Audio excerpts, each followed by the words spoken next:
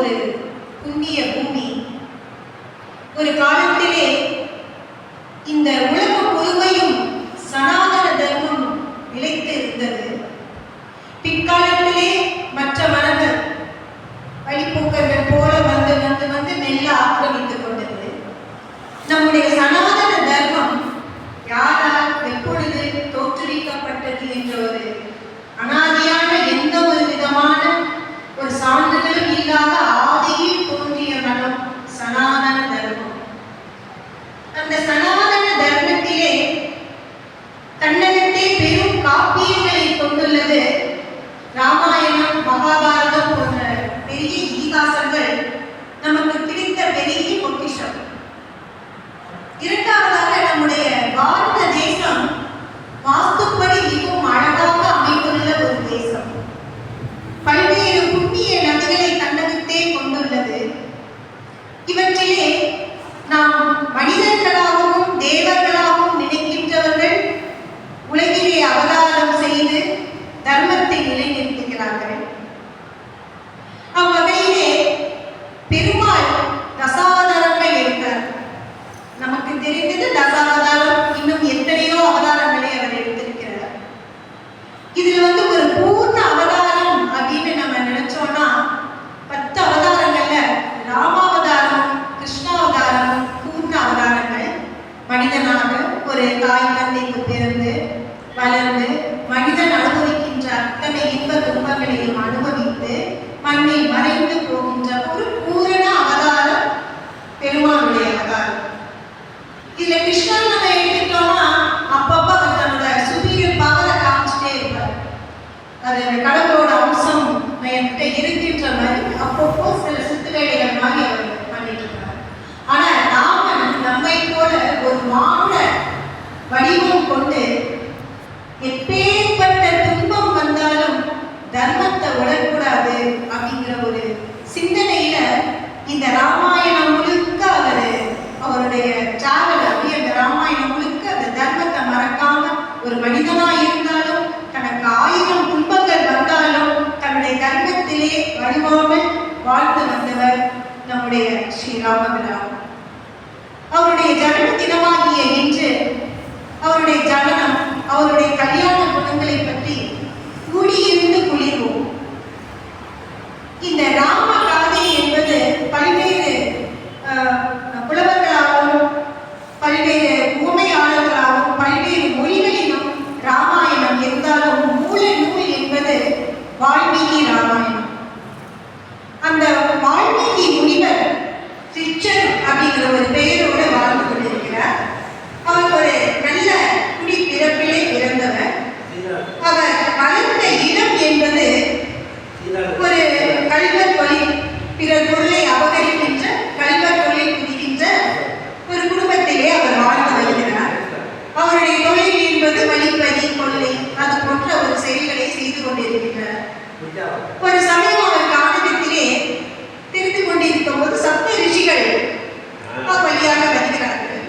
வழக்கம் போல இவர் என்ன பண்ணார், அவர்களிடத்திலே சென்று வழிப்பறி செய்வதற்காக அவர்களிடத்திலே செல்கிறார். சென்று அவருடைய பொருளை அபகரிக்க ஆசைப்படும் போது அந்த சப்த ரிஷிகள் கூறுகிறார்கள், நீ செய்வது பாவம் செயல் அல்லவா, அடுத்தவர் பொருளை நீ அபகரிக்கலாமா, இது பாவம் அல்லவா அப்படின்னு கேட்கிறாங்க. அந்த ரிச்சன் சொல்றாரு, இது என்னுடைய குலத்தொழில், என்னுடைய பெரியவர்கள் என்ன செஞ்சாங்களோ அதை நான் பண்ணிட்டு இருக்கேன் அப்படிங்கிறாரு. உடைய சப்த ரிஷிகள் என்ன சொல்றாங்க, நீ இந்த பொருளை இந்த மாதிரி அபகரிச்சுட்டு போய் என்ன செய்வேன்னு கேட்கிறாங்க. எனது மனைவி, மக்கள், உற்றார், உறவினர் இவங்களுக்குலாம் நான் அதை கொடுப்பேன் அப்படின்னு சொல்லி வாழ்க்கை சொல்றேன். ரிச்சன் சொல்றேன்.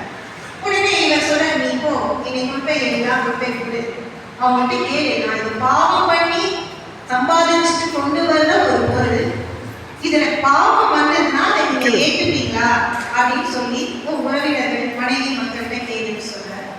அதே போல இவர் போறாரு, அங்க போய் அவங்க மனைவி மக்கள்கிட்ட கேட்கிறாரு, நான் இது ஒரு பாவத்தொழில் தான், ஆனா நமக்கு ஜீவனம் இதுதான், ஆனா இது பாவம் இதை பண்றதுனால நான் கொண்டு வர்ற பொருளை நீங்க நல்லா அனுபவிக்கிறீங்க, அப்ப என்னுடைய பாவத்துல நீங்க பங்கு கொள்வீங்களா அப்படின்னு கேட்கும்போது அவங்க சொல்றாங்க, குடும்பத்தை காக்க வேண்டியது ஒரு பொறுப்பு, ஒரு தர்மம், அது எப்படி கொண்டு வந்தாலும் அதுக்கு உண்டான பாவ புண்ணியங்களை நீ தான் அடையணும்னு சொல்லிடுறாங்க.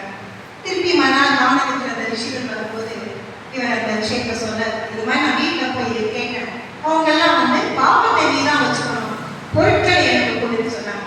அப்ப அந்த சப்த ரிஷிகள் சொன்னாங்க, இது பாவ செயல்னு செஞ்சு நீ இந்த பாவங்களை செய்துக்கிற, அவங்க உன்னோட பாவத்துல பங்கெடுத்துக்கிற, அப்ப நீ ஏன் இந்த தொழிலை செய்யற, இந்த தொழிலை விட்டுட்டு இறைவழிக்கு வா அப்படின்னு சொல்லிட்டு போயிருக்காங்க. அப்போ ஒரு மரம் இருந்து அந்த மரத்தடியில உட்கார்ந்து நீ ஞான பதத்தை தேவைன்னு சொல்லிட்டு போயிருக்காங்க. அவனுக்கு மனது கொஞ்சம் தெளிஞ்சு அந்த மரத்துக்கு கீழே உட்காந்துட்டு அந்த மரத்தோட பேரை வந்து ஜம்மப் பண்ணிட்டு தபஸ் பண்ணிட்டே இருக்கான். அவனுக்குள்ள ஒரு ஒளி வந்து பல வருடங்கள் கடந்து திருப்பும் அதே அந்த காணகம் வழியா அந்த ரிஷிகள் வர்றாங்க. பார்த்தா அந்த தபஸ் பண்ணிட்டு இருக்கான். மேல குற்றெல்லாம் ஏறிச்சு, குத்தி ஏறி மறைஞ்சு அவன் எந்த ஒரு மெய் நிலையில இருக்கான். அப்ப ரிஷிகள் கேட்கிறாங்க, என்னப்பா?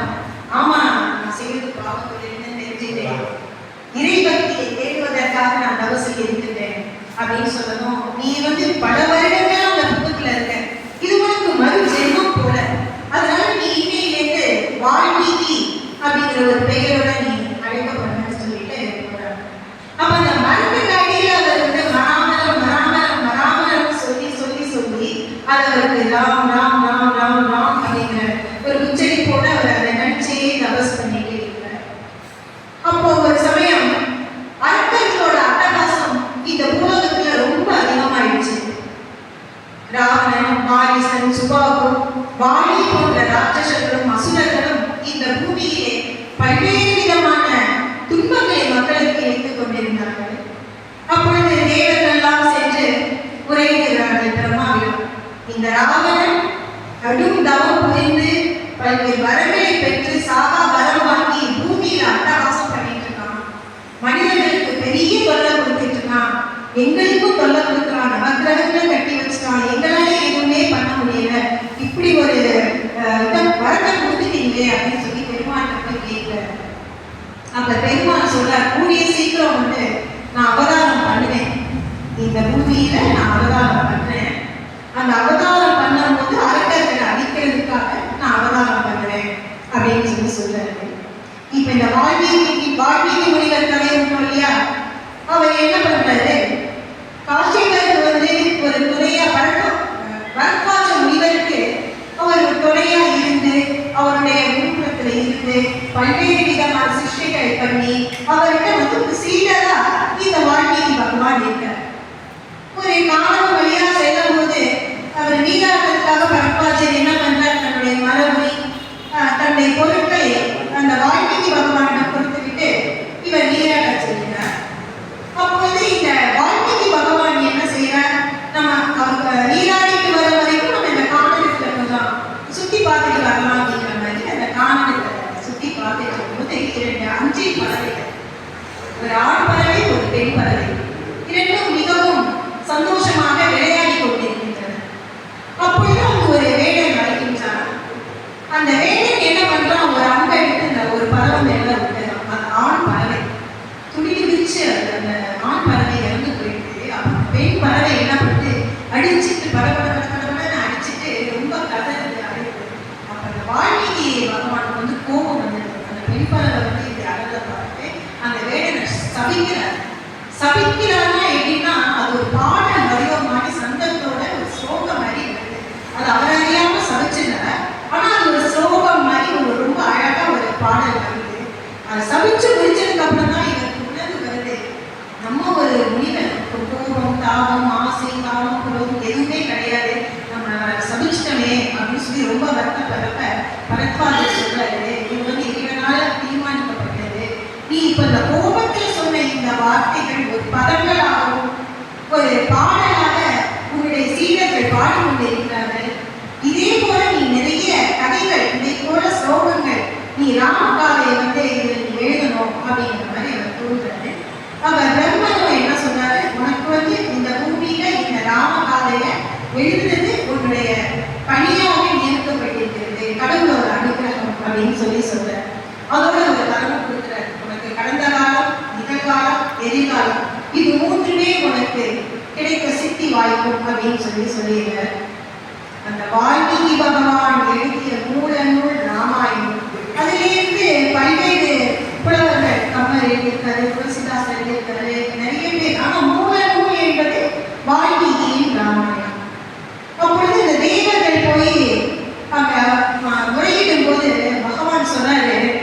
நான் அவதான் எடுப்பேன், அவதானம் எடுக்கிறதுக்கான நேரம் நெருங்கிடுச்சு, நான் அரட்டக்கையில கொள்றதுக்காக நான் அவதாரம் பண்ணுவேன் அப்படின்னு சொல்லிட்டு இருக்கும்போது அப்பதான் தேவர்கள் பிரம்மர் சொல்ற, தேவர்கள் எல்லாரும் கந்தக பெண்களையும் தேவலோக பெண்களையும் மணந்து ஒரு வானர கூட்டத்தை உருவாக்குங்கள்.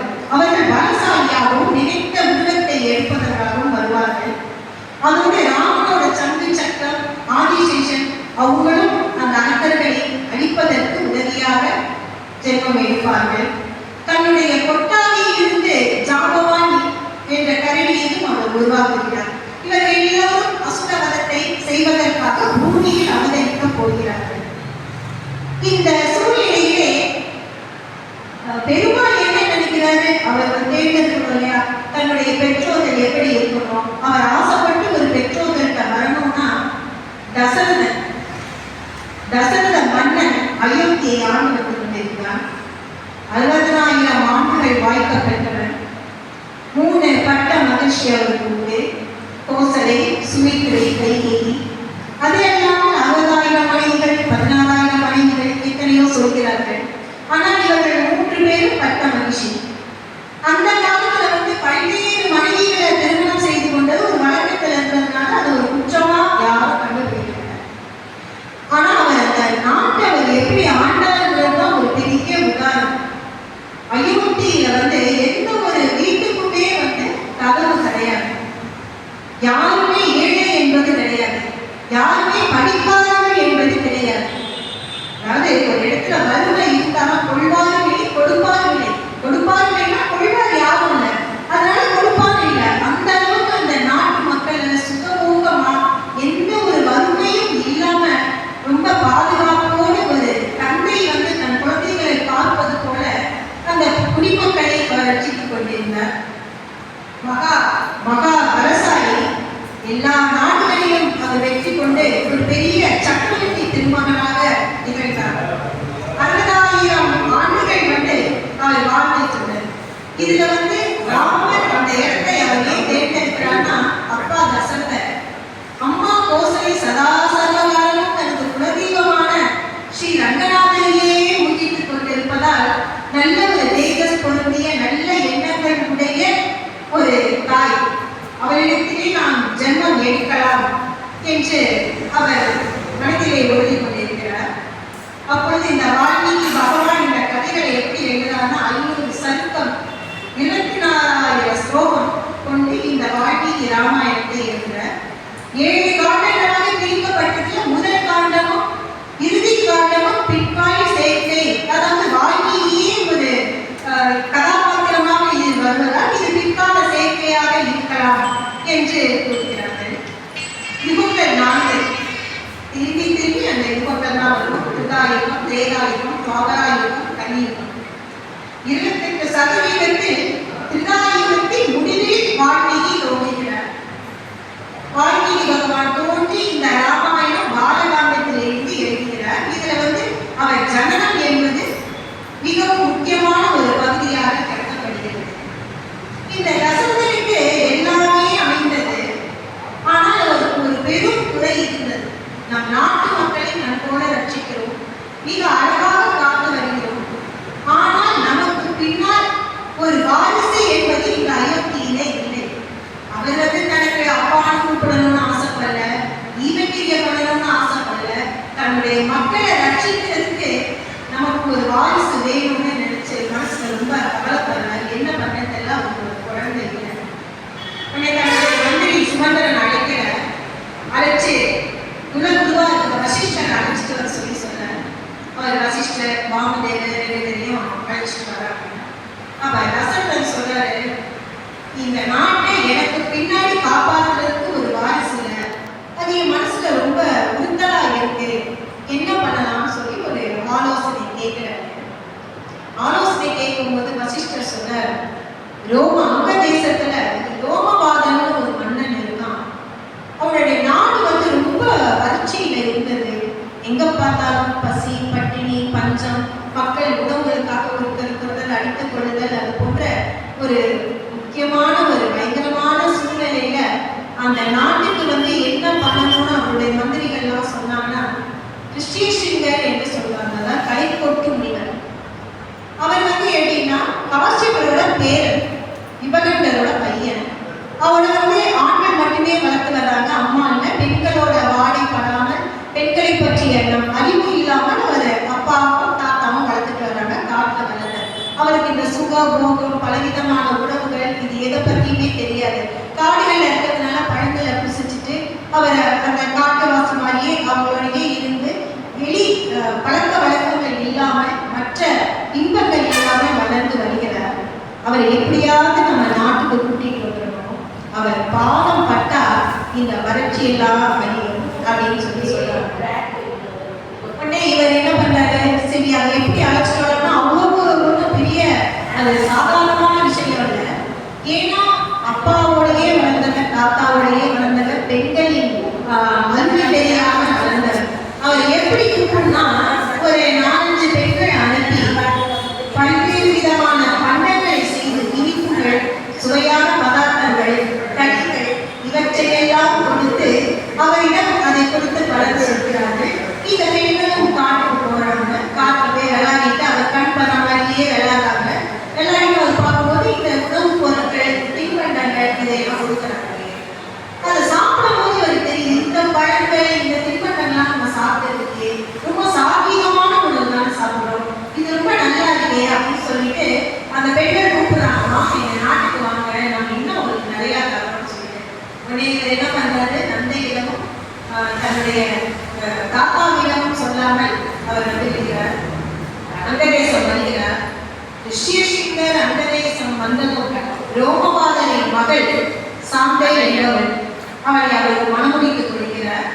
அவர் அந்த பூமியிலே கால் வைத்ததும் வறட்சி மறைந்து அந்த இடம் செழிப்பாகவும் மழை பொழிந்து மிகவும் நல்ல அருமையான ஒரு சூழல்ல அந்த நாடு மாறிடுச்சு. அவர் பல்வேறு வீரர்களை அறிந்தவர், பல்வேறு யாகங்கள், யஜ்யம் எல்லாமே அவர் பண்ணுவார். அவரை அழைச்சிட்டு வந்து ஒரு யாகம் பண்ணுங்க, ஒரு அஸ்வமேத யாகம் பண்ணுங்க. நீங்க அந்த அஸ்வமேத யாகம் பண்ணும் போது உங்களுக்கு குழந்தை இல்லாததற்கான யாகமும் சேர்த்து செய்வார் அப்படின்றப்ப மனசுல இவருக்கு ஒரு லேசா ஒரு நம்பிக்கை இருந்தது தசரதனுக்கு. என்னன்னு கேட்டா, அவர் ஒரு சமயம் காட்டிலே வேட்டையாட செல்லும் போது ஒரு நதிப்பக்கமாக சிரம பரிகாரம் செய்து கொண்டிருக்கிறார். அப்பொழுது அந்த ஆற்றிலே ஒரு பெரிய கொடிய விலங்கு ஏதோ தண்ணீரை குடிப்பது போல அவருக்கு தோன்றுகின்றது. உடனே இவர் என்ன பண்றாரு, தன்னுடைய வில்லை எடுத்து அந்த விலங்குக்கு மேலே ஏறினார். பார்த்தா ஒரு மாணவனோட குரல், ஒரு கதையை, ஒரு அழற குரல் கேட்குது. உடனே தசரதன் சென்று அந்த நதியில பார்க்கும்போது பார்த்தா அங்க ஒரு பாலன், ஒரு சிறுவன் இருக்கிறார். உடனே தசரதர் பதறி போய் தசரதர் என்ன பண்ணார், தம்பி நீ யாருப்பா, நான் ஏதோ விலங்குகள் வந்து இந்த இடத்துல தண்ணி குடிச்சிட்டு இருக்கு அப்படின்ற மாதிரி நினைப்புல நான் அந்த மாதிரி பண்ணிட்டேன், என்னை மன்னிச்சிருப்பான்னு சொல்லும் போது அந்த பையன் சொன்னான், என் பேர் சாவணன், என்னுடைய தாய் தகப்பனுக்கு வந்து கண் தெரியாது, அவர்கள் பல்வேறு புண்ணிய சேத்திரங்களை தரிசிக்க வேண்டும், தீர்த்த யாத்திரை செல்ல வேண்டும் என்று எங்களிடம் கேட்டுக்கொண்டதற்கின்ற அவர்கள் 2 கூடைகளிலே வைத்து கோயிலை கட்டி தூக்கி வந்தேன். அவர்கள் சிரம பரிகாரம் செய்து கொண்டிருக்கிறார்கள். அவர்களுக்கு தண்ணீர் தாகம் எடுப்பதால் நான் இங்கு தண்ணீர் எடுக்க வந்தேன். அப்பொழுது நீங்கள் பிள்ளை என்னை செலுத்தியிருப்பீர்கள் அப்படின்னு சொல்லிட்டு உயிரை விட்டுறோம். தசரதருக்கு ரொம்ப குற்ற உணர்வாயிடுது. உடனே அந்த தண்ணியை எடுத்துட்டு பக்கத்துல அவங்க அம்மா அப்பா இருக்கிற காட்டில் அழைச்சி போய் பார்க்குற 2 பேரும் மனதில் இருக்காங்க. 2 பேரும் புத்திரத்தை இறந்துருக்காங்க, அவங்களுக்கு அதெல்லாம் தெரியல. சத்தம் கேட்டதும் அவங்க கேட்குறாங்க, தம்பியை வந்துட்டியாப்பா சாவனா, நீ தண்ணி எடுத்துருக்கியா அப்படின்னு சொல்லி கேட்குறாங்க. அப்ப தசரதன் சொல்ற, அம்மா என்னை மன்னிச்சிடுங்க, ஐயா என்னை மன்னிச்சிடுங்க, உங்க பையன் தெரியாம ஏதோ இருக்கும்னு நினைச்சு நான் அந்த வில்ல அவங்க மேல அம்பி எய்து நான் கொண்டுட்டேன், நான் மகாபாவம் பண்ணிட்டேன், நான் தெரியாம பண்ணிட்டேன்னு அவங்க 2 பேர் கதறிட்டாங்க. எங்களுக்கு இருந்தது அவர் ஒரு மகன், அவனை இவ்வாறு நீங்கள் கொண்டீர்கள் என்றால் நீங்கள் உங்களுடைய அந்திம காலம் நீங்கள் புத்திர சோகத்திலே உங்கள் உயிரை இழப்பீர்கள் அப்படின்னு 2 பேர் சாபம் கொடுத்துட்டு அவங்களும் இறந்துட்டாங்க. அது வந்து அவரோட நினைவுல வருது. அப்ப வந்து இவர் அப்ப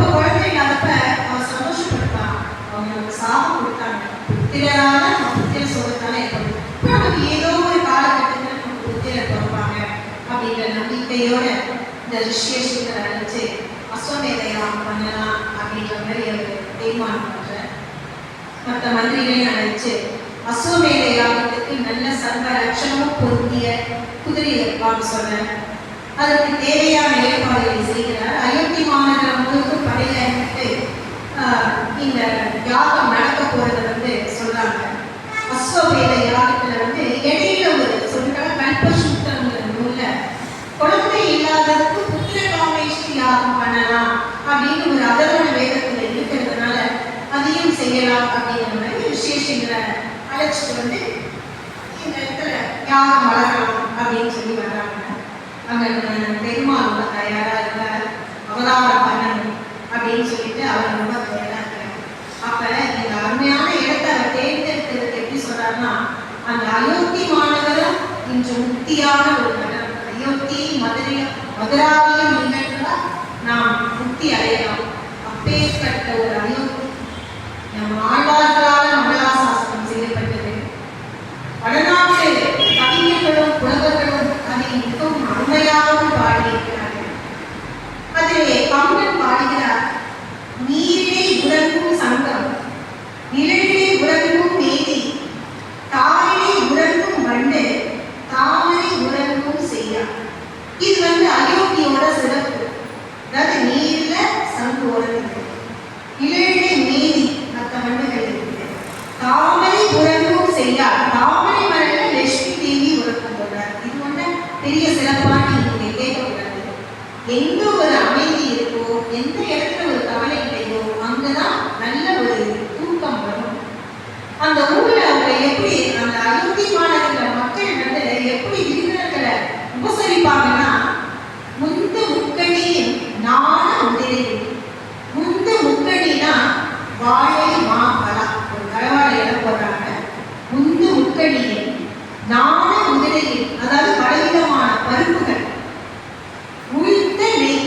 நெய்னா முழங்கை வழிகார நெய் அப்படின்னு ஆண்டாள் பாடினது போல முழுத்த நெய், செந்தயிர் கண்டம். செந்தயிர் அப்படின்னா தயிர், கட்டியான தயிர். அதை நம்ம ஒரு கரண்டிலாம் எடுத்து போட முடியாது, ஒரு கத்தியால் வெட்டிதான் எடுத்து வைக்கலாம். அப்படி ஒரு தயிர். கண்டம், கண்டம்னா வெள்ளத்தூண்டு. இடையிலேயே செறிந்த சோறு, அதாவது இதெல்லாம் சுத்தி இருக்கும், இடையிலேயே செறிந்த சோறு, அதாவது கொஞ்சமா சாதம். இதெல்லாம் வச்சுதான் ஒரு விருந்தினர்களை அந்த அயோத்தி மாநகரத்திலே அவர்கள் உபசரிப்பார்கள். அப்பேற்பட்ட ஒரு அற்புதமான தர்மம் நிலைக்கக்கூடிய, அடுத்தவர்களுக்கு கொண்டு செய்யக்கூடிய ஒரு இடம் இந்த அயோத்தி. அந்த இடத்திலே ஒரு விவசாயிக்கு ஒரு சிறிய நிலம் இருந்தால் அந்த நிலத்தை எப்படி அவன் பண்பட்டு அதிலேயே உயிராக நினைப்பானோ, அதை போலவே தசரதன் அந்த நாட்டு மக்களை அருமையாக ஆண்டு கொண்டிருக்கிறான். அந்த இடத்திலே போய் நாம் அவதாரம் செய்யலாம் என்று நினைத்து வசிஷ்டர், உலகுரு வாமதேவர், எல்லோரும் ஜாபாடி எல்லோரும் சேர்ந்து இந்த யாகத்தை வளர்க்கிறாங்க. அதுல கல்பசூத்திரத்துல இருக்க மாதிரி புத்திர காமேஷ்டி யாகமும் நடக்குது. நடக்கும் போது அந்த புத்திர காமேஷ்டி யாகத்திலிருந்து ஒரு பூதம் போன்ற ஒருவன் வெளியே வருகிறான். சிவந்த நிறம் வைக்கிறான். அவனுடைய கைகளிலே ஒரு தங்க பாத்திரம் இருக்கிறது. அதில் அமிர்தத்திற்கு ஒப்பான ஒரு பாயாச அன்னம் இருக்கின்றது. அந்த அன்னத்தை அந்த பூதம் வெளியே கொண்டு வருகின்றது. கொண்டு வந்ததும் தசரதன் கையிலே அதை வாங்கி அவர்கள் கொடுக்கிறார்கள். தசரதன் அந்த புறத்திற்கு செல்கிறார். மனைவிமார்கள் அந்த யாகம் நடத்தும் இடத்திற்கு வரவில்லை.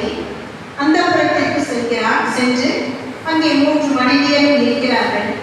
அவர்களிடம் இந்த பாயச பாத்திரத்தை கொடுத்து முதலில் கோசலையை அருந்த சொல்கிறார். 2வது மனைவி சுமித்திரை, 3ஆவதாக கையை. அப்படி கொடுக்கும்போது கோசலைக்கு கொடுக்குறாங்க, அடுத்து சுமத்திரையை கொடுக்குறாங்க, அடுத்து கைகைக்கு கொடுக்குறாங்க. அப்பவும் கொஞ்சம் மீதம் இருக்கு. அந்த கோஷலையும் கையையும் என்ன பண்றாங்க, சேர்ந்து சுமத்திரைக்கு கொடுக்குறாங்க. இதுல என்ன ஒரு ஆச்சரியம்னா, மதி நுட்பம் நிறைந்தவள் இருவரையும் விட சுமித்திரைக்கு அதிக மதி நுட்பம். 4 குழந்தை என்று ஒன்று பிறந்தால் அவளுக்கு 2 குழந்தையாக பிறக்கட்டுமே என்று இவர்கள் இருவரும் அதை அவளுக்கு ஊட்டியதாக கூறுவார்கள். முடிஞ்சு இந்த பாயசம்லாம் சாப்பிட்டாங்க. யாகம் ரொம்ப நல்லபடியா முடியுது. ஒரு 6 ஊது கழிச்சு 12வது மாதத்திலே நம்முடைய ராம ஜனனம் நடக்க போகுது. இதுல ராம ஜனனத்துல நம்ம முன்னாடியே பேசிட்டோம். தேவர்கள் வந்து வானகர்கள் வந்து கந்தர்வ பெண்கள் திருமணம் செய்து வானகர்களை உருவாக்கினாங்க. கொட்டாரில் வந்து ஜாம்பவான் விட்டாரு. இதெல்லாம் நமக்கு தெரிஞ்சது. அவருடைய தம்பியெல்லாம் யார் வந்தாங்க அப்படின்னு பார்த்தா சேஷனும் அரைக்கால் 2 கால் சங்கு சக்கரம் சேர்ந்து அவருக்கு தம்பிகளாக அவர்கள் வருகிறார்கள். எல்லோரும் அவதாரம் செய்யலாம். 6 ருது ஆகிறது. 6 ருது முடிஞ்சு 12வது மாதம் சரையுவின் வடகரையில் அஸ்வமேதையாக முடிந்ததும் கல்பசுத்தர்களை உத்தரகாமேஸ்வரி யாகம் செய்து வந்த பாயாசத்தினை அருந்திய 12வது மாதம் ஸ்ரீராமர் சக்கரவர்த்தி திருமகனா இந்த பூமியில் அவதாரம் பண்ணுவார். இதுக்கிடையில ஒரு கதை சொல்லுவாங்க. அஷ்டமி திதியும் நவமி திதியும் ரொம்ப வருத்தப்படணும் தங்களுக்குள்ள. அதாவது எல்லா திதியும் உயர்வா கொண்டாடுறாங்க. அஷ்டமி நவமியை மட்டும் எல்லாரும் ஒதுக்குறாங்க. எந்த விதமான ஒரு நல்ல செயலும் செய்வதில்லைன்னு கேட்கும்போது பெருமாள் சொல்றார், ராமனா நான் நவமியிலையும் கிருஷ்ணனா நான் அஷ்டமியிலையும் அவதாரம் பண்றேன் அப்படின்னு சொல்லிட்டு 2 பேருக்கும் ரொம்ப சந்தோஷமாயிடுச்சு. அதே போல ஒரு நவமி அன்னைக்கு ஒரு சுக்லபட்சம் நவமி திதி புனர்பூச நட்சத்திரம் கடக ராசியில் 5 கிரகங்கள் உச்சமான நிலையிலே தன்னுடைய ஜாதக கட்டத்திலே 5 கிரகங்கள் உச்சமான ஒரு வேளையிலே ஸ்ரீ ராமபிரான் அவதரிக்கிறார். அதாவது ஒரு ராமன் என்கின்ற ஒரு தனி மனிதன் அல்ல, ஒரு அவதாரம். அந்த அவதாரம் முதல் நாள் புனர்பூசத்திலே ராமன், 2வது நாள் பரதன் பூச நட்சத்திரம், 3வது நாள் மக நட்சத்திரத்திலே சத்ருகணம் லக்ஷ்மணம் அதாவது இரட்டையர்களாக பிரிக்கிறார்கள் என்று கூறுகிறார். இது வந்து அந்த குழந்தை பிறந்ததை என்ன பண்றாரு தசரதனுக்கு ரொம்ப சந்தோஷமாயிருக்கு. 4 குழந்தைகளே இல்லாத ஒருவருக்கு 4 குழந்தைகள். அதுவும் சொல்லுவாங்க கமல நயனம், அழகான கண்கள், அழகான உதவியார், சொட்டையான கேசம், ஒரு பச்சை நிறத்திலே ஒரு கால் மன்னனாக ஒரு பச்சை நிறத்திலே ராமபிரான் அவதரிக்கிறார். உடனே இவர் ரொம்ப சந்தோஷப்பட்டுட்டு தசரதன் சொல்ற, மக்களுக்கெல்லாம் அறிவிச்சிருங்க, இன்னைக்கே முரசு கொட்டி ஆரம்பிச்சிருக்கு, 7 வருஷத்துக்கு வருமான வரி செலுத்த வேண்டும். அது மாதிரி கஜானாவை பொறுத்து வைங்க. கஜானா யாருக்கும் வருமைங்கிறது கிடையாது. ஆனா இவர் வந்து ஒரு ஆர்டர் போல கஜானாவை பொறுத்து 7 வருடத்துக்கு வழி கட்ட வேணாம் அப்படின்னு சொல்லி சொல்றாரு. அப்ப மக்கள் ரொம்ப சந்தோஷப்பட்டு அந்த ராமனுக்கு வந்து நாமம் ராமன் சொல்லிட்டு நான் இன்ன வரைக்கும் நாமகரணம் நடக்கல. 12வது நாள் உலக வசிஷ்டர் 4 குழந்தைகளுக்கும் பெயர் வைக்கிறார். இதை நான் சொன்னேன் இல்லையா, அந்த 5 கிரகம் நிமிஷமா இருக்குன்னு. அந்த நேரத்துல வானத்துல கோவில்கள் எப்படி சஞ்சாரம் பண்ணதுன்றது முக்கியம் இல்லை. ஒவ்வொரு கோளும் நம்ம ராமனுக்கு நல்லது பலன் நினைச்சு அந்த முக்கியமான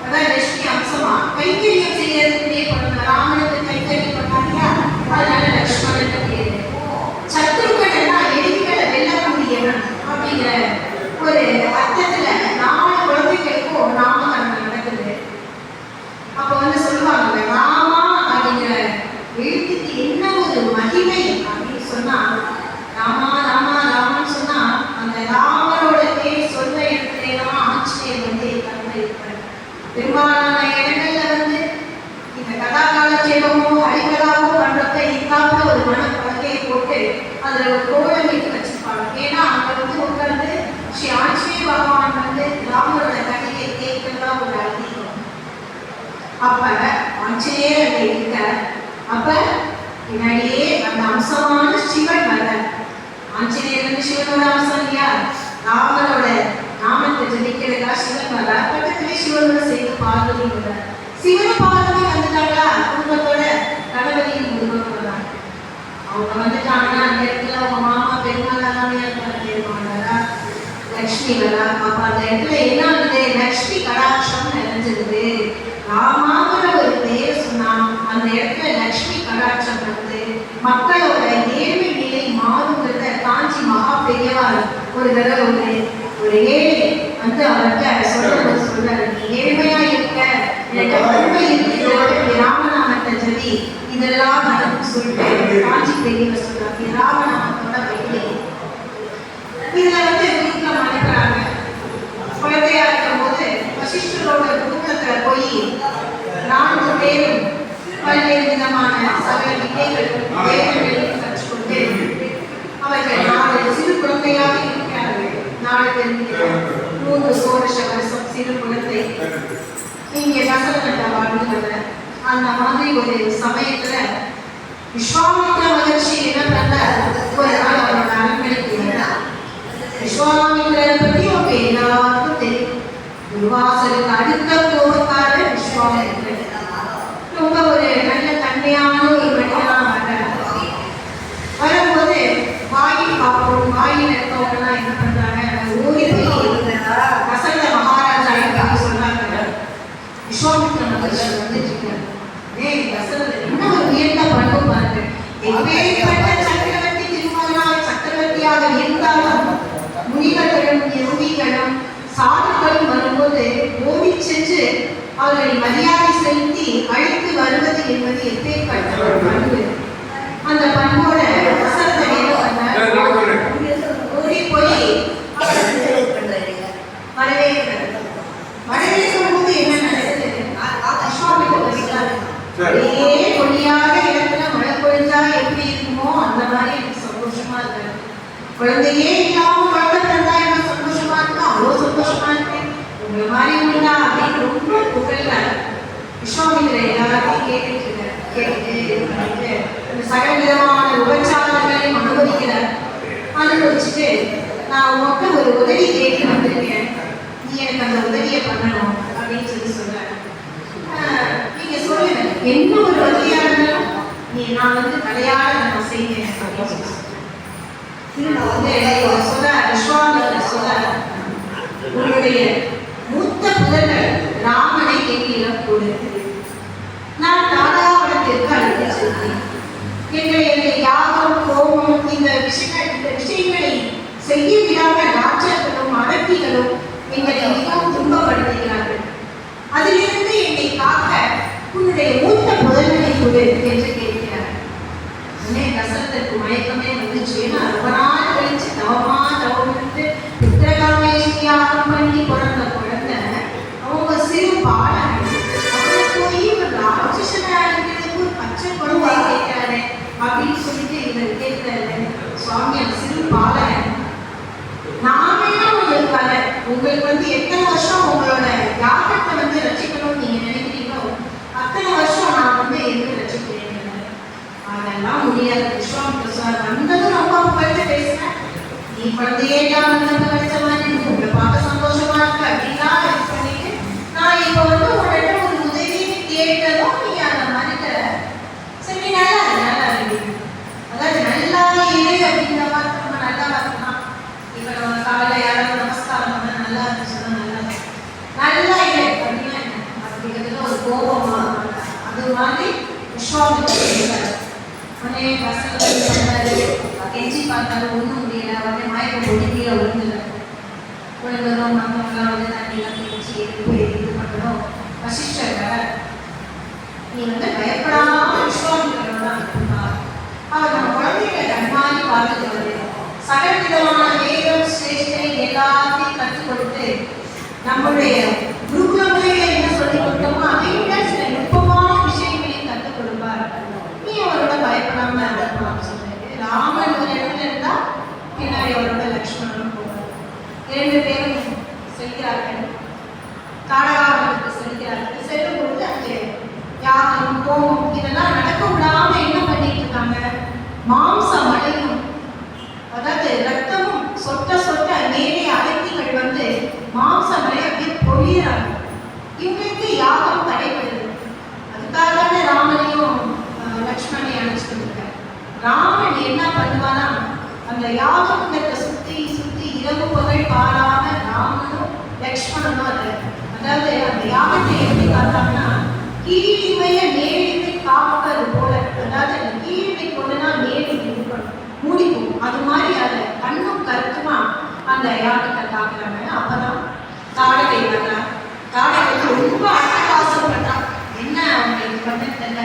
அப்ப வந்து விஸ்வாமித்திரர் சொல்றாரு, தாடகை வதம் பண்ணிடுவா அப்படின்னு சொல்றாரு. இவர் சொல்றாரு, நான் கூட எல்லா குருகுல கல்வி கற்றுட்டு எல்லா விதமான வித்தியை கற்றுட்டு முதல்ல என்னுடைய வீரத்தை ஒரு பெண்ணுகிட்ட காமிக்கணுமான்னு கேட்கிறாரு. ஒரு விஸ்வாமித்திரர் சொல்றாரு, ஒரு புலி நம்மளை அடிக்க வரும்போது அவன் ஆண் புலியா பெண் புலியாலாம் பார்க்கக்கூடாது. நமக்கு ஒரு ஆபத்து வரும்போது அது எந்த ஒரு இதா இருந்தாலும் அதை நீ வந்து துவம்சம் பண்ணணும்னு சொல்றாரு. உடனே தாடகை மேல ரொம்ப வசிக்கிற அது ஏறிடாது. அதான் சொல்லுவாங்க இல்லையா, வசிக்கிறது அப்படியே கண்ணை மூடி கண்ணுக்குள்ள அத்தனை அம்புகளை வசிச்சு தாடகையை வதம் பண்றாரு. மாரிசன் சுபாபு போன்றவர்களையும் அவர் வதம் பண்றாரு. யாகம் நல்லபடியா நடந்து முடிஞ்சது. சித்தாசிரமத்துல யாகம் முடியுது. யாகம் முடிஞ்சதும் சரி நம்ம நாட்டுக்கு போகிறோம்னு சொல்லும் போது, மிதிலை என்ற ஒரு பக்கத்திலே இருந்த ஒரு நகரத்தை ஜனகன் என்ற ஒரு மன்னன் ஆண்டு வந்தார். அவனுக்கும் குழந்தை இல்லாமல் இருக்கும் பொழுது ஒரு ஏர் குட்டி ஒரு வயலை உழுது மழை பெய்யும் என்ற நம்பிக்கையோடு உழும் பொழுது ஒரு பேழையிலே ஒரு பெண் குழந்தை கிடைத்தார். அவள்தான் சாட்சாத் மகாலட்சுமியின் அம்சமான சீதாதேவி. அந்த குழந்தை அவருக்கு வந்த பிறகு அவருக்கு சொந்தமான ஒரு பெண் குழந்தை இருக்கிறது. அவருடைய தம்பிக்கு 2 பெண் குழந்தைகள். சிறு வயதிலேயே எல்லோரும் ஒன்றாக வாழ்ந்து வருகிறார்கள். அப்பொழுது ஒரு பந்து வச்சு விளையாடுறதுதான் வந்து அந்த காலத்துல ஒரு விளையாட்டா விளையாடிட்டு இருக்காங்க. அது மாதிரி ஒரு சமயத்துல பந்து வச்சு அவங்க சகோதரியோட விளையாடும் போது ஒரு பெரிய மரம் வெட்டி அதுக்கு பின்னாடி போய் அந்த பந்து விழுந்துருது. சரி வாய்ப்போ போல கூப்பிட்டு வந்து அதை எடுக்கலாம் அப்படின்னு அவங்க சகோதரிகள்லாம் எல்லாம் போறப்ப அந்த இன்சிடென்ட் ரொம்ப அனாயாசமா ஒரு கையால் அந்த வெட்டிய அப்படி நவுத்திட்டு அந்த பந்தை எடுக்கிறாங்க. உடனே சகோதரிகளுக்கு ஆச்சரியம். அப்ப அவங்க அம்மா வந்து வருகிறார். வந்து என்ன பண்றான்னா, அந்த பந்தை எடுத்து கொடுக்கலாம் உதவி பண்ணலாம் அப்படின்னு சொல்லிட்டு வரா. வர நேரத்துல அந்த பெண் ஒரு கையால அனாயாசமா அந்த வெட்டியை தள்ளிட்டு அந்த பந்தை எடுக்கிறா. எடுத்ததும் இவருக்கு மயக்கமே வந்துருச்சு அன்னைக்கு. உடனே அவர் தன்னுடைய கணவர்கிட்ட போய் சொல்றார், உங்க குழந்தை என்னமோ சாதாரண குழந்தையா நம்ம நினைச்சோம், மகாலட்சுமி கிடைச்சதா நினைச்சோம், ஆனா இவ்வளவு ஒரு பலசாலியான ஒரு பெண்ணா இருக்காது. இவளுக்கு நம்ம வந்து எதிர்காலத்துல எப்படி ஒரு மணமகனை பார்த்து நம்ம திருமணம் செய்திக்க போறோம் அப்படின்னு அவங்க ரொம்ப வருத்தப்பட்டாங்க. சுயமனம்ங்கிறது ரொம்ப அந்த காலத்துல எல்லா இடத்துலையும் சகஜமா நடக்கக்கூடிய விஷயம். ஆனா இவருக்கு தகுதியான ஒரு மணமகனை தேர்ந்தெடுக்க சொல்லுவோம் இல்லையா, ஏதாவது ஒரு போட்டி நடத்துவோம் அப்படிங்கிற மாதிரி ஒரு எண்ணத்தான் இருக்கு. அப்போ அவர்கிட்ட ஒரு சிவ தனுஷ் இருக்கு.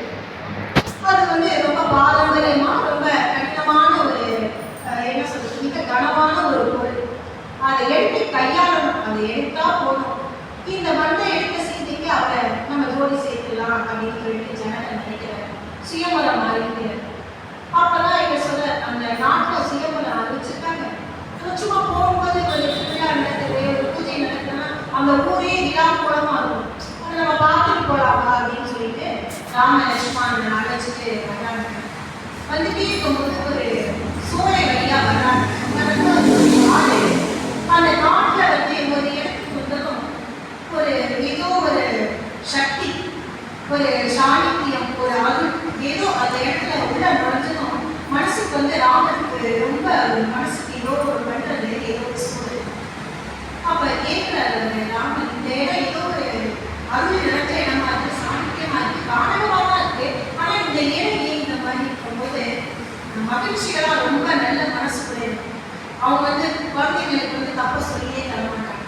அப்ப விஸ்வாமித்திரர் சொல்ல இந்த இடத்துல கௌதமரோட ஆசிரமம் இருந்தது. அவங்க தர்மபத்தினி அகிலியை இருவரையும் இங்கிருந்து பல்வேறு விதமான இயக்கங்கள் பண்ணி வாழ்ந்து சொன்னாங்க. அப்போ ஒரு சமயம் கௌதமன் நீராட சென்ற போது இந்திரன் அந்த அகிலிக்கு தப்பா நடந்தாங்க. அதாவது இந்த முனிவர் குலத்திலேயே தப்பாக நடந்தா, அதனால அகிலிக்கு அது தெரியல. அவன் அந்த குடியிலிருந்து வெளில வரும்போது வழக்கமான கர்ப்பம் மகிழ்ச்சி குளிச்சுட்டு வந்துட்டாங்க. அவர் பார்த்துட்டு ரொம்ப கோபப்பட்டவரை இந்திரனை ஜபிக்கலாம். மனைவி கிட்ட என்ன ஆயிடுன்னு அவள் இந்த தப்பு பண்ணல, ஆனா தப்பு நடந்துருச்சு, அவளுக்கு சாபம் கொடுத்தது. நீ கல்லாக கிடந்தது. எப்ப பெருமாள் அவதாரம் எடுத்து அவருடைய கால் உங்களுடைய இந்த மேனியை வருதோ அப்பொழுது நீ விமோச்சனம் பெற்று நீ அகலியாக திருப்பி வருவாய் என்று அவர் ஒரு சாபமும் கொடுத்துவிட்டு அதற்கு ஒரு ரெவிடியாக ஒரு வரத்தை கொடுக்கிறார். அந்த நேரம் வந்துவிட்டது. அப்பா நீ உன்னோட காலத்துக்கு அந்த கல்வி சொல்றாரு. அப்ப என்னோட அம்மா மாதிரி சொல்றீங்க, நான் எப்படி இல்லப்பா ஒன்னால அவருக்கு நல்லது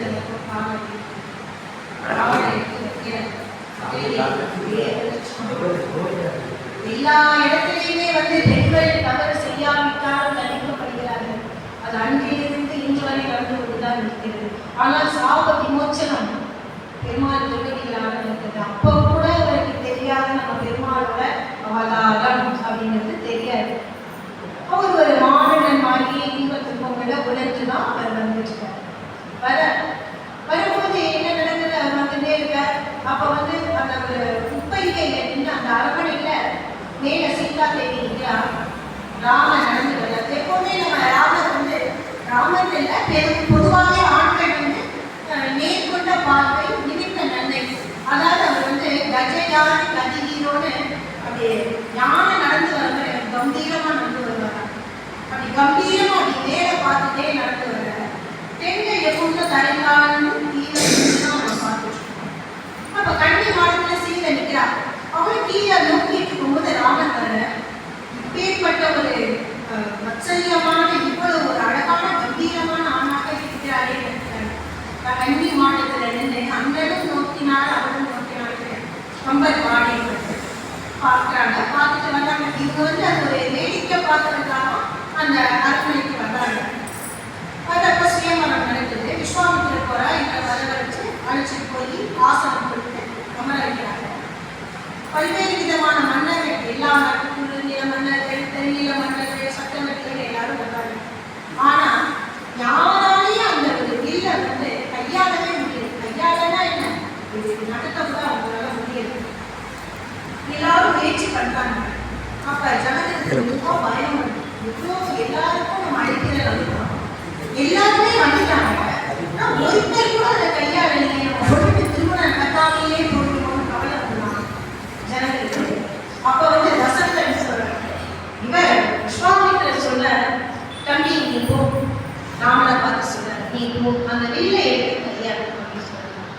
இல்ல நம்ம வந்தது அதுக்காக இல்லை. நம்ம இப்ப சுயம்பரமே இந்த வில்ல யாரு முடிக்கிறாரோ அவங்களுக்கு திருமணம் சொல்றாங்க. நான் அப்பா பேச்சை கேட்காமலாம் திருமணம் பண்ணலாம் எனக்கு என்னன்னே கிடையாது. அதனால இது நமக்கு வேணாம் அப்படின்னு சொல்றாரு. இல்லப்பா நீ இப்போ ஏன்னா சகல காலமும் உணர்ந்தவர் பெருமாள் அவதாரம் எடுக்கும் போதே அவர் யாரோட செய்யறாரு முனிகளுக்கும் ரிஷிகளுக்கும் தெரியும். அவர் ஊக்கப்படுத்துறாரு. ஒரே ராமர் போயிட்டு அந்த வில்ல கையாளம் எடுக்கணும், கையாளணும் அவ்வளவுதான். ஆனா அந்த தனுஷ அவரை எடுக்கிறார். அது உடம்பு தனுச சிவதனுச கொடுத்தவர்களே பரசுராமர். அவர் ரொம்ப கோபம் வந்துருக்கு. இந்த கேள்விப்பட்டுட்டு தர்க்கம் புரிகிறார் ராமரோட. அவர் கேட்கிற எல்லா விதமான தர்க்கமான கேள்விகளுக்கும் ராமர் சரியான பதிலை கூறுகிறார். அப்ப இந்த மாதிரி சாய்ச்ச விஷயங்கள்லாம் முடிஞ்சிருச்சு. அடுத்து கண்டிப்பா சீதையை திருமணம் பண்ணிக்கிறதுக்காக ஒரு சுயமனம், இந்த போட்டி எல்லாமே.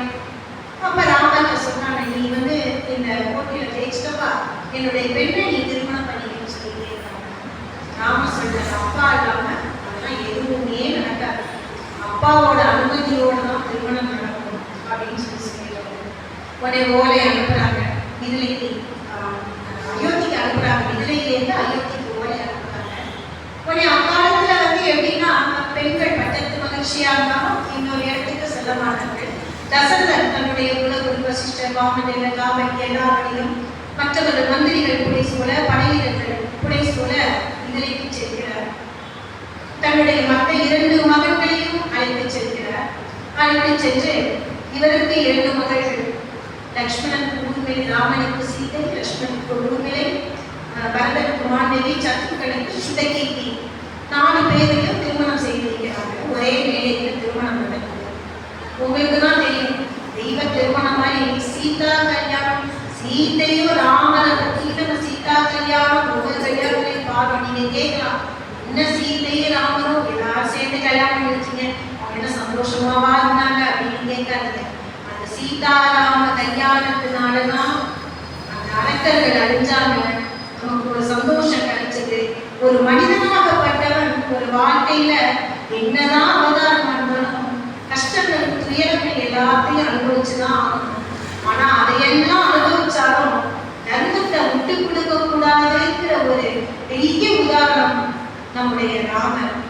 அதனால நீங்க எல்லாம் கேட்கலாம், என்ன பெரிய பெரிய உலகத்தில் இருந்தாங்க, எல்லாம் பண்ணாங்க, ஒரு ஜாதகம் பொருத்தம் பார்க்கலையா, இவ்வளவு கஷ்டப்பட்டாங்களே, காட்டுல போய் ராமன் வீட்டுக்கு வந்தாரு, அக்னி பிரவேசம் பண்ணாங்க, திருப்பி குழந்தைகளோட இருக்கும்போது காட்டுக்கு அனுப்பிச்சாரு, இதெல்லாம் என்ன தெய்வ திருமணம் இல்லை இதெல்லாம்.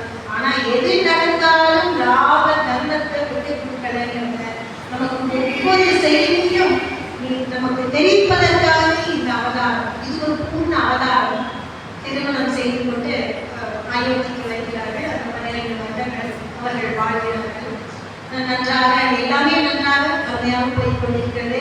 மாமியார்களுடனும் மாமனாருடனும் தன்னுடைய குழந்தைகளுடனும் மிகவும் ஒரு மகிழ்ச்சியான குடும்பமாக வாழ்ந்து கொண்டிருக்கிறார் சீதை. அந்த விதி விளையாடுன்னு சொல்லுவாங்க இல்லையா, காலத்துல ஒரு நாள் ஒரு நிலை கண்ணாடி முன் நின்று தசரதன் தன்னை பார்த்துக்கிறார். அப்ப என்ன நடக்குதா, இந்த காலோரத்துல ஒரு கருப்பு முடி கருப்பு மாறி கழிப்பாங்க. அரக்கர் தன்னை கிடைச்சது அபாயம் அப்படிதான் நம்ம சொல்லணும். உடனே தசரதன் நினைக்கிறார், நமக்கு முதுமை காலம் வந்துருச்சு, நம்ம நல்ல ஒரு இதுல சூழ்நிலையில இருக்கும்போதே நம்ம பள்ளியில் நம்ம பட்டாபிஷேகம் பண்ணிடலாம், அடுத்த மக்களை அவங்க காத்து ரட்சிப்பான் அப்படின்னு நினைச்சிட்டு மந்திரி சபையை கூப்பிடுறாரு.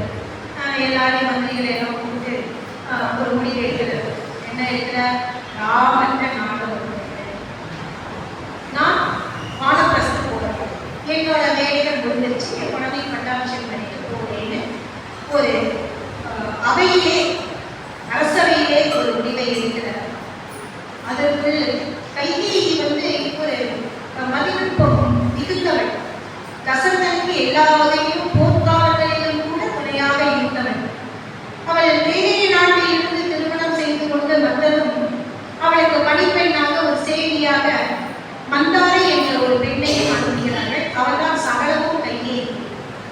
அவள் அவ்வப்பொழுது ஒரு விஷத்தை தப்புவது போல கைகேயி இடத்திலே, உன்னுடைய மகன் பரதன் மிக அழகாக ஓவியம் வரைகிறான், எதிர்காலத்தில் அவன் ஓவியனாகத்தான் வருவான், இந்த பெரிய பேரரசை ஆளும் பெருமை முழுக்க ராமனையே சேரப்போகிறது சொல்லிட்டே அவனுடைய கையை போகும்.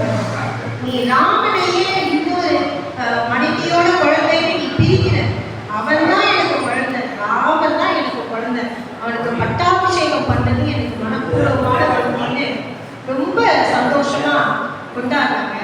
ஆனா ஒரு விஷயத்தை, ஒரு கெட்ட விஷயத்தை திருப்பி திருப்பி திருப்பி சொல்லும் போது அது அவரோட மனசுல பதிஞ்சிருக்கு. அப்ப அவருக்கு ஒரு மனசுக்குள்ள ஒரு லேசான ஒரு பொறாமை எண்ணம் வருது. உடனே அதுக்கு சொல்லி கொடுக்குற மந்தாரை சொல்லித்தரா, நீ எப்பவும் போல இப்படி அலங்காரத்தோட நீ இருந்தியானா நீ சொல்ற எதையும் தசரதன் கேட்க வேண்டாம், நீ கோபாவேசத்தோட வரதன் தான் நீ போர் சமயத்துல 2 வரம் வாங்கின, அந்த 2 வரத்தை நீ உபயோகம் பண்ணிக்கல அப்படின்னு சொன்னா. உடனே அரசவையில வச்சு எல்லா மந்திரிகள் குழுக்கள் எல்லாரையும் வச்சு அவர் எடுக்கிறார் ஒரு முடிவு. எடுத்துட்டு அந்தப்புறத்துல சொல்லலாம் கதப்ப பார்த்தீங்கன்னா கைகேயி எந்தவித அணிகலன்களும் இல்லாமல் தன்னுடைய கூந்தலை விரித்து கொண்டு மிகவும் சோகமான ஒரு துயரமான முகத்தோடு அமர்ந்திருக்கிறார். தசரதன் என்னம்மா ஏன் இப்படி என்னாச்சு? அரசவையில நான் எடுத்துக்கினேன், நல்ல முடிவு எடுத்துருக்கேன், அதை அவன்கிட்ட சொல்லாததுக்கே இப்படி ஒரு அவமானமா இருக்கே அப்படின்னு சொல்லி கேட்கிற கைகேயி சொல்றா, எனக்கு நீங்க எடுத்த முடிவுல உடன்பாடு கிடையாது. எனக்கு பரதன் தான் நாடகம். மனசு ரொம்ப வேதனைப்படுது தசரதனுக்கு. இருந்தாலும் சரி, அவரும் ஒரு மகன் தானே அப்படின்னு சொல்லிட்டு ராமரை பத்தி கல்யாண உலகரை பத்தி எடுத்து சொல்ற.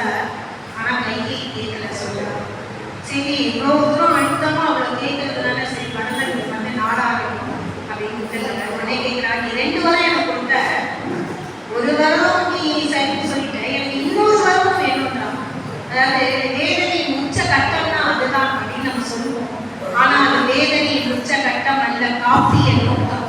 ராமாயண காப்பியத்தின் நோக்கம் அசுரர்களை கொள்வது, மதம் செய்வது. அப்ப இவர் முடிசூட்டிட்டு அழிவுமையிலே இருந்தால்தான் அந்த காப்பிய நோக்கம் நிறைவேற முடியும். அதனால இந்த 2 வரங்களை கைகேயி பயன்படுத்திக்கிட்டதாக சொல்லுவாங்க.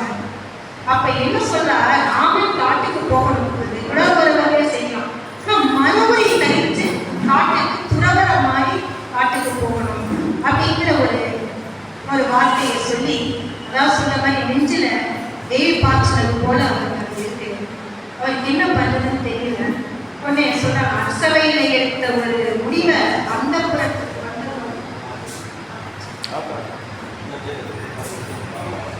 அரசவையிலே எடுத்த ஒரு முடிவை அந்தப்புறம் வந்ததும் ஆகிவிட்டது. அப்ப இவர் தசரதன் என்ன பண்ற, தன்னுடைய மந்திரி சுமந்திரன் அழைச்சு ராமனை அழைச்சிட்டு வர சொன்னார். எல்லாம் மறுநாள் பட்டாபிஷேகம் கூடி எல்லா கோலம் பூத்திருக்கு, எல்லா வீட்லையும் தோரணங்கள் தொங்குறது, வண்ண கோலங்கள் போட்டு எல்லா வீட்டு கூறவிடங்கள் வந்திருந்தா. ரொம்ப ஜெகஜோதியா அயோத்தியே தயாராகிட்டு இருக்கும் போது என்ன நடக்கிறது, ராமன் அழைச்சிட்டு வர சுமந்திரன் ராமன் வர. அங்க பார்த்தா அவரை நெஞ்ச பிடிச்சிட்டு தசரதன் படுத்திருக்காரு. தலைவி மூலமா அனுகூலமா கட்டி இருக்கா. ஏதோ ஒண்ணு நடந்திருக்கு புரியுது ராமனுக்கு, என்னன்னு தெரியல வர. அப்போ கைகேயி சொல்றாப்பா, உன்னோட அப்பா தான்ப்பா, அவங்க அப்பா தான் முடிவு எடுத்துருக்க, நீ கானகத்துக்கு போகணும், மரபுரி தெரிச்சு கானகத்துக்கு போகணும், பரதன் நாடாளி அவ்வளவு ஆரிசூல் உலகமெல்லாம் பரதனே ஆட, நீ போய் தாரிலும் சடைகள் தாங்கி தாக்கரும் தவம் மேற்கொண்டு பூரி வெங்கானம் நன்னி புண்ணிய தொழில்களாடி 7 ஏற்றில் வா என்று இயம்பினான் அரசன் என்றான். அரசன் சொல்லிட்டான், நீ காட்டுக்கு போ, தீர்த்தமாடு நாடகத்துல மரபுரி தெரிச்சு ஒரு துறவிய போல சாத்திகமான குணங்கள் எல்லாம் கொண்டுட்டு 14 வருடங்கள் கழித்து நீ இங்குமான்னு சொல்லும் போது அந்த ராமனுடைய கல்யாண குணம் பாருங்க. முகம் எப்படின்னா அஞ்சலர்ந்த தாமரையை ஒத்தலாம். அதான் தாமரை அன்னைக்கு பூத்தா எப்படி ஒரு அழகான ஒரு தன்மையோட ஒரு திவ்யமா இருக்குமோ அதே மாதிரி இருந்தது. இதுல உங்களுக்கு என்ன புரியுது, இன்பம் துன்பம் எது வந்தாலும் நாம் ஒரே மனநிலையில் ஒரே போல இருக்க வேண்டும் என்பதை இந்த ராமனின் கல்யாண குணம் காட்டுகின்றது. ராமர் கானகம் செல்லலாம் என்று முடிவெடுத்து கோசலையில சொல்கிறார். கோசலையும் சுமந்திரியும் மிகவும் வருத்தப்படுகிறார்கள். இருந்தாலும் தந்தையின் கட்டளை, தந்தையோட சொல்ல மீறக்கூடாது. அப்ப ராமனோட சேர்ந்து லக்ஷ்மணன் தான் எல்லா இடமும் பின்னாடியே போயிடுவாரு. லக்ஷ்மணன் கிளம்புற. இப்ப சீதாதேவியும் சொல்றா, உங்களை விட்டு, அதாவது பிரிவினை சுடுமோ, காடு சுடுமா, இந்த பிரிவினை விட அந்த காடு எனக்கு சுடுமா, நான் இங்க அவரை பிரிஞ்சிருந்தா அதுதானே சுடும், அந்த காட்டுல உங்களோட இருக்கிறது எனக்கு ஒரு இது இல்லைன்னு சொல்லிட்டு அவரும் எல்லா விதமான சகல விதமான அணிகலன்கள் ஆபரணங்கள் எல்லாத்தையும் களைவிட்டு மரபுரி தைத்து மனத்திற்கு செல்கிறார்கள். அங்கு சென்று 14 வருடங்கள்ல 12 வருடங்கள் கிட்டத்தட்ட கடைசியில் அந்த 1 வருடம் இருக்கும் பொழுதுதான் சூர்பனகை வருகிறாள். சூர்பனகை ராமனை திருமணம் செய்து கொள்ள ஆசைப்பட்டு அங்கே தன்னுடைய பிரதாபங்களை சொல்லிக் கொண்டிருக்கிறார். அப்பொழுது மிகவும் யதார்த்தமான குணம், கல்யாண குணமுடைய அந்த ராமன், நம்மனா பிரத்தியார்த்த எல்லாத்தையும் சொல்ல மாட்டோம், ஆனா ராமன் ரொம்ப வெகுளி, எல்லாரும் நேர்மையா இருக்கணும்னு நினைச்சு அவன் நான் 12 வருடங்கள் அயோத்தியில இருந்தேன், திருமணம் செய்துட்டு இருந்தேன், எங்கள் அப்பா நான் வந்து சீதையோடு இருந்தேன், என் தம்பிங்க எப்படி இருந்தாங்க, எங்கள் அப்பா சொன்னாரு நான் வந்துட்டேன், இன்னும் நான் நகரத்துக்கு போகிற சொன்னால் அதுக்குன்னு மனசில் எல்லாத்தையும் சூப்பனைட்டு சொல்கிறார். நம்மன்னா இந்த விஷயங்கள்லாம் யாருக்கையும் சொல்ல மாட்டோம், நிறைய விஷயம் மறைப்போம். அப்போ தர்மமாக என்ன நினைக்கிறாரு, எந்த ஒரு இடத்துலையும் அவர் பொய் சொல்றதோ மறைச்சு பேசுறதோ அவர் விரும்பல. அது அவருடைய கல்யாண குணங்கள்ல மிக உயர்ந்தது. அதே போல எல்லா விதமான மனிதர்களோடும் நெருங்கி பழகும் தன்மை கொண்டவர். அந்த ஏற்றத்தாழ்வு என்பது அவர் பார்த்ததே இல்லை. புகழை தனது கங்கை கரையை கடக்க உதவிய புகழை தன்னுடைய சகோதரனாக கொண்டார். அதே போல சுக்ரீவனை தன்னுடைய சகோதரனாக கொண்டார். விபீஷணனை தனது சகோதரனாக கொண்டார். ஆஞ்சநேயரையும் கொண்டார். அதே போல அவர் சொல்வார், புகனோடு அன்பனாலும் முன்பு பின்கொன்று சொல்வார், மகளோடும் அருவன் வந்தான் எம்முறை அன்பில் வந்த அமரவர் காதலையா நின்றோடும் எழுவரானோ புதல்வரால் பொய்தான் நுந்தை. அதாவது ஏற்கனவே வீட்டில் 4 பிள்ளைங்க இருக்கோம், இப்ப புகன் இருக்கான், அதுக்கடுத்து சுக்ரீவன் இருக்கான், சுக்ரீவனுக்கு அடுத்து விபீஷணன் சரணாகதி அடைய வர்றான், அதுக்கடுத்து ஆஞ்சநேயர் வர்றார். உங்க எல்லாரையும் நான் சகோதரனா ஏற்றுக்கிறேங்கிறது ஒரு பெரிய கல்யாண குணம். ஏற்றத்தாழ்வு, வேடன், பெரியவர், சிறியவர் எந்த ஒரு எண்ணமும் இல்லாமல் எல்லோரிடமும் சமமாக பழகக்கூடியவர். எல்லாத்தையும் விட ரொம்ப முக்கியம் என்னன்னா ஒரு அப்பா வந்து பலவிதமான மனைவிகளை வைத்திருக்கும் போது இந்த இவ்விதவிற்கு இருமாதரை சிந்தையாலும் தொடேன் அப்படின்னு 2 பேரும் தனிமையில இருக்கும்போது இவர் வரம் கொடுக்கிறார். இதெல்லாம் அவருடைய கல்யாண குணங்கள். அதாவது இதுலேருந்து என்ன தெரியாதுன்னா, வாழ்க்கை மாறலாம், மனிதர்களுக்கு எப்பேற்பட்ட கஷ்டங்கள் வரலாம், எல்லாருக்கும் நம்முடைய விதிப்படி கர்மாப்படி நாம் செய்த ஊழ்வினையின் பயனாக இந்த மனித பிறப்பை நாம் எடுத்திருக்கிறோம். இருந்தாலும் தர்மங்களை நாம் விட்டுக் கொடுக்க கூடாது. இதற்கு ஒரு பெரிய உதாரணம் இந்த ராமகாதை, ராமாயணம். அதற்கு பிறகு சூர்பனகை வந்தார். சூர்பனகை லக்ஷ்மணன் மூட்டையை அறுத்து மானபங்கம் செய்தான். அவள் ராவணன் சென்று அவனை தூண்டி சீதையை அபகரிக்க வைத்தார். ராமன் வானர படையோடு சென்று கடலை தாண்டி, அதை இன்னமும் சொல்லிட்டு இருக்காங்க, கடல்ல வந்து ராமன் பாலம் கட்டின, அது ஒரு மனுஷன் கட்டுற பாலம் இல்லை எல்லாம் சொல்லியிருக்காங்க. ஆமா, அது மனுஷன் கட்டுற பாடல், நீங்களாம் ஒத்துக்கங்க, ராமன் வந்து கடவுள் தான், கடவுள் கட்டின பாலம் தான், நீங்க என்ன வேணாலும் சொல்லிக்கலாம். போய் சீதையை கொண்டு வந்து அக்னி பிரவேசம் பண்ணி திருப்பி அயோத்திக்கு சென்று பட்டாபிஷேகம் செய்து கொண்டு பலவிதமான வருடங்கள் நன்றாக வாழ்ந்தார். தனது மனைவியோடு, தன்னுடைய சகோதரனோடு, சகோதர மனைவிகளோடு நாட்டை நல்ல விதமாக ஆட்சி செய்து நமக்கெல்லாம் ஒரு படிப்பினையாக நல்ல குணங்களை கொடுத்த ஸ்ரீ ராமபிரான் அவதாரம் செய்த இந்த திருநாளிலே கூடியிருந்து நாம் முடிவோம். இந்த புண்ணிய இடமான ராமன் மனத்திலே எனக்கு ஒரு வாய்ப்பை நான் பிறந்த மண் வந்து போட்டேன். என்னுடைய முன்னோர்கள் வாழ்க்கையிடம் இந்த இடத்திலே ராமன் எனக்கு ஒரு நல்ல வாய்ப்பை வழங்கி இருக்கிறார். இது ராமன் எனக்கு கொடுத்த ஒரு பரிசு. ஒரு சாதாரண ஒரு எளிய குடும்பத்திலிருந்து வந்து ஸ்மரணை நான் செய்து வந்து கொஞ்சம் படிச்சிருக்கேன். ஸ்மரணை செய்து நான் கேட்கின்ற இந்த விஷயங்களை உங்களோடு பகிர்ந்து கொண்டு எனக்கு இந்த ஒரு நல்ல வாய்ப்பினை அளித்த ராமன் மடத்த நிர்வாகிகளுக்கும் சத்குரு ஸ்ரீ ராமனுக்கும் ராம தம்பதிகளுக்கும் எனக்கு இந்த நல்ல வாய்ப்பினை அளித்த அனைவருக்கும் கூடியிருந்து கேட்ட உங்கள்